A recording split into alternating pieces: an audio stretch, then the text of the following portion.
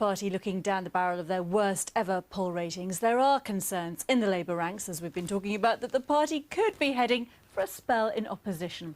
But how fresh in MPs' memories are the 18 years that the party spent out of power? Can they really remember what opposition is like? Giles has been finding out. I agree with those who say that the fight to win the next election starts immediately. The bitter reality of defeat and opposition. At the end of a long campaign in utter defeat, the best you can hope for is to win in 4 years. Of course, it took another 14. Labour's opposition years are not pretty, prone to bouts of vicious infighting that take effort to win. And you end in the grotesque chaos of a Labour council hiring taxis to scuttle around the city, handing out redundancy notices to its own workers. And take time to heal. They spent the 80s looking like losers. For some politicians, opposition is like being buried alive, a waste of your time, your talent and your convictions. For others, it's a period to test which way the wind is blowing. Find out how you can reconvene your party, regroup your ideas.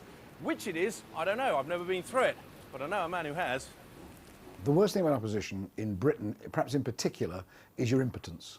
The fact is that when you're in opposition, it is a very, very rare occasion that you can make anything happen at all outside things that are inside your own party. And it's only when you're in opposition for a long time, as we were in the 1980s, and I was involved throughout that time, that you really are aware of the impotence of being in opposition, and therefore how desperately keen you are to get into government to do things. When they did in '97, yes, it was partly about the public's rejection of the Tories, but also because Blair had had time and space to forge a platform and coalition that could win. Well, obviously, parties need to have the opportunity to regenerate, but there is no reason why that cannot happen in government. And talk of, well, it would do us good to be in opposition for a few years. I tell you, when you have been in opposition for a few years, when you've been through it, you don't see it as doing you good. If you think with the opposition mentality, you stay in opposition for a long time. This is very, very dangerous territory to enter into. 2/3 of the parliamentary party haven't been on an opposition bench. Do you think they've just got used to power? I think there is no doubt about the fact that for a very large number of members of Parliament, Labour members of Parliament, and indeed a lot of members of the Labour Party, they have no real experience of anything other than being on top. I mean, we're talking about 16 years when Labour has essentially been in the ascendancy. And therefore, it is psychologically difficult to come to terms with the fact that things are not as they were. But there is a big difference between the capacity to deal with the problem that comes from being more unpopular than you've been in the past. There's a great deal of difference between that and actually feeling, well, perhaps because we're not doing very well, it wouldn't do us any harm to have a period in opposition.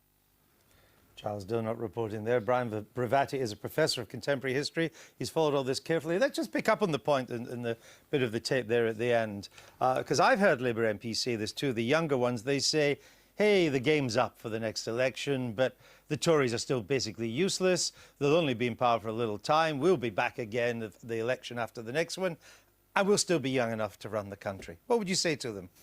I think they're mistaken. I think the Conservatives have gone through the same psychological process that the Labour Party went through. After 79? After 79.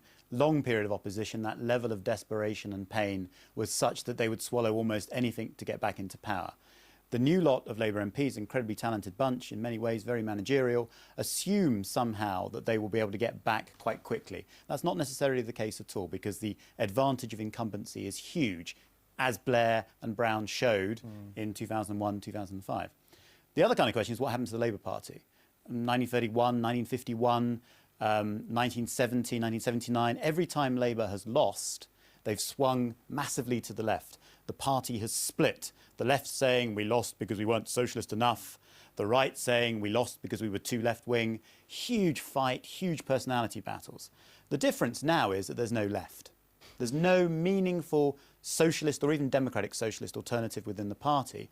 So there are competing bunts of leaders. There are still potential for huge infighting, though, depending on who takes over the party after Gordon Brown, whether it's David Miliband, Ed Balls, etc., even between those two, potentially horribly divisive public splits. But it's going to be different. In the past, there were Gateskielites and Bevanites.